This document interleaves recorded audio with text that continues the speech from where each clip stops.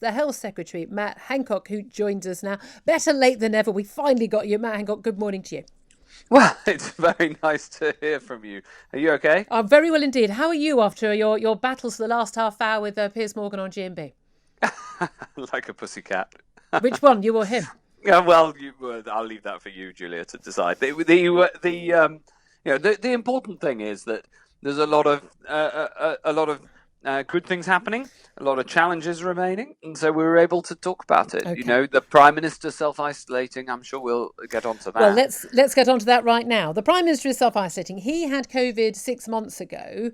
If someone has to self-isolate for 2 weeks, despite having had COVID, I mean, how does that Mm, bode for the vaccine? Because the whole point of the vaccine is it gives you a level of immunity. If we're assuming mm. that people don't have immunity from having the virus, doesn't that also mean you don't have immunity from having the vaccine? So in what way does the rollout of the vaccine actually enable us to get back to normal life?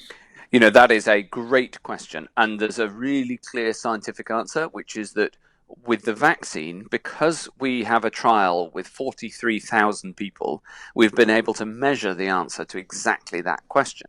When it comes to individuals who, like the Prime Minister, like me, had coronavirus, it's only by actually then following some people who have had it that we can answer that question for people who got the disease Well, in hold the on a minute. You don't community. need a trial for that. I mean, we've got the World Health Organization reckon that something like 750 million people have had the virus. Yeah, 50 million confirmed to have had the virus around the world. Only yes. 5 people have been confirmed out of all those many tens of millions of people to got infected a second time. Well, the problem is that we haven't been able to measure until now the number of people who the track people who have had it and check that they don't get it again. The reported numbers are not necessarily don't necessarily pick up all the cases. However, the good news, Julia, is that we have a piece of research that's going on to answer exactly that question. And at the same time, of course, the vaccine clinical trials study that question, and I think everybody was relieved, and there was this air of hope that was injected into the country, actually into the world, when we got the news of the effectiveness of the first vaccine that we got results for from Pfizer last week. Well, I guess I was very hopeful on the day that that was announced, and we were Yeah. trying to go with the good news. But there's been a lot of sort of downscale news since then. We've quite apart from the fact that one of the people who helped develop it, along with Pfizer, BioNTech, that they were saying, look, this could bring us back to normality by next winter. I mean, there's all this hope of a vaccine being rolled out in a matter of a few weeks.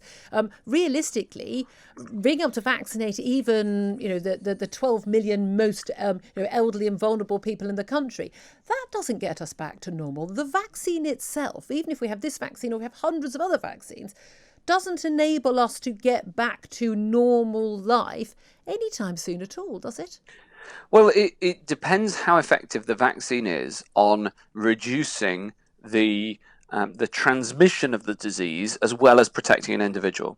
So the vaccine, we know from this trial with lots of people, 43,000 in the trial, we know it is effective at protecting 90% from getting the disease.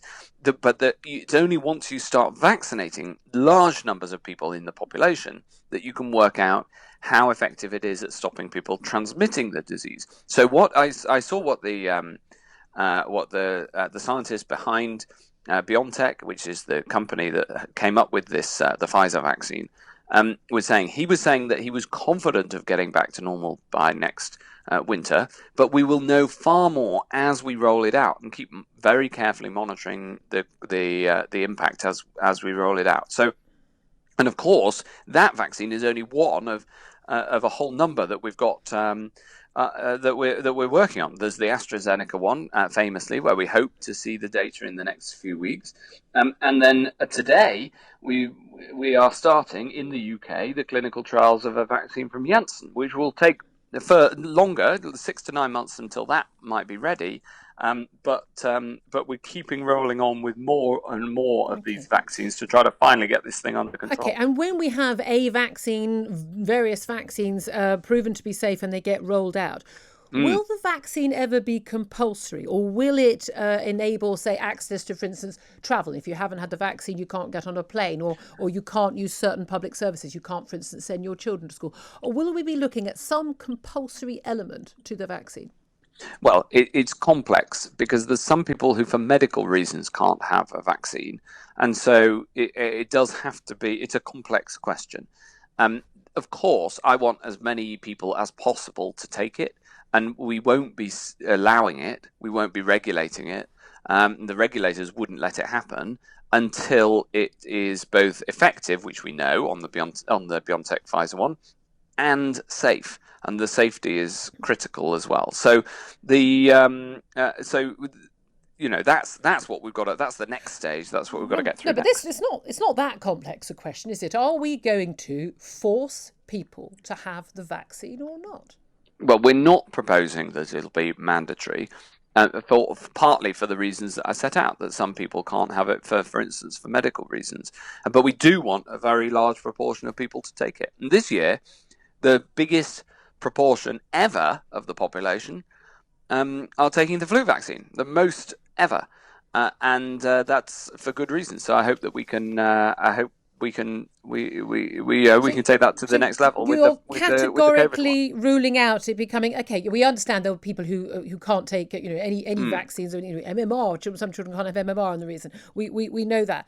But for the large scale population who could safely have this vaccine, you are categorically ruling out making it compulsory or mandatory, or having any public services or of access to anything contingent on people having the vaccine. Is that correct? Well, I hope that a very large proportion of people will want to take the vaccine because it's the right thing to do. Well, and we haven't. We're not proposing at this stage to make it mandatory. We don't think that'll be. So you're not you are not ruling out a mandatory vaccination program. Honestly, I've learned not to rule things out during this pandemic because you have to watch what happens and you have to make judgments accordingly. So you're saying that it is totally feasible, it is totally still on the cards, that we could see people effectively being held down and forcibly given the vaccine or imprisoned if they refuse to have the vaccine? Well, you're trying to put words into my mouth both one way and then the other, and I'm not going to. I'm going to explain what the position is, which is that we don't plan a mandatory element. As long as enough people use the vaccine. Well, not least because of the complications that there are around that, because some people can't have it. Those would be exempt, wouldn't they? And what do you make of the Labour position about having an anti-vax sort of fake news ban, emergency laws brought in to stop dissemination of fake facts about made up lies, basically, about the risks of vaccinations generally? Do you think that there should be a social media ban on this? Well, we've got a huge amount of work going on this, and there's working with and pushing the social media companies to play their part. In the very large part, they already are, but there's more things that we can do together, and that's what we're working on. Okay, just finally, December the 2nd, we're end of the second lockdown. The legislation actually fails at that point. There'll have to be another vote in the House of Commons for there to be another lockdown. Prime Minister says there won't be a third one. He said there wouldn't be a second one, so forgive us if we're not too trusting. What happens on the 2nd of December? What is the plan? What is the exit strategy from this lockdown?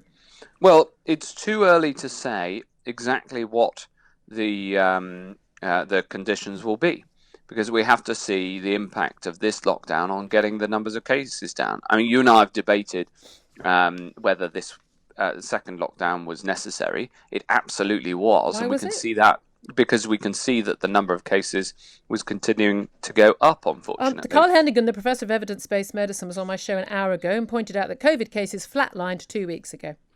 Well, they've been going up on the data that's published every day. They flatlined 2 weeks ago. Hospitals aren't being overwhelmed. Most hospitals are at normal capacity for the time of year. Well, it's not true that they've flatlined. Lying. Actually, is Carl Hennigan lying? He is a. Is he mistaken? He's very rare. Within the scientific debate, it's fair to say that he's an outlier. What I prefer to do is look at the information. For instance, on one day last week, I think it was Thursday, we saw 33,000 cases. That was the highest number A and jump of 50% in one day, and it went down That's again. I right. mean, does that It did. suggest to you there's a problem with the testing rather than there's been a massive big jump on one day and loads of people getting infected? No, it suggests to me that unfortunately the number of cases has been going up and we want to see it coming down. And every single person who told me, don't worry, the number of cases is coming down, is unfortunately that's contradicted by the objective evidence. No, but okay, here's the thing. You're saying, I just want to clarify, I know your people are desperate to get your fare because you've got to go on to other things. It's not my fault that Piers Morgan ran over our time. Carl Hennigan, the professor of evidence-based medicine at Oxford University, says that cases flatlined 2 weeks ago. Looking at the actual official data, hospitals are not being overwhelmed. They're not at above average capacity in the vast majority of hospitals. And you're saying he's wrong. Yeah, I am, because I look at the Office for National Statistics data, which shows it's going up. Well, evidently, I'll just stick to the facts and the truth. Okay. And if you want to go on the Office for National Statistics website, you can see that the numbers were going up.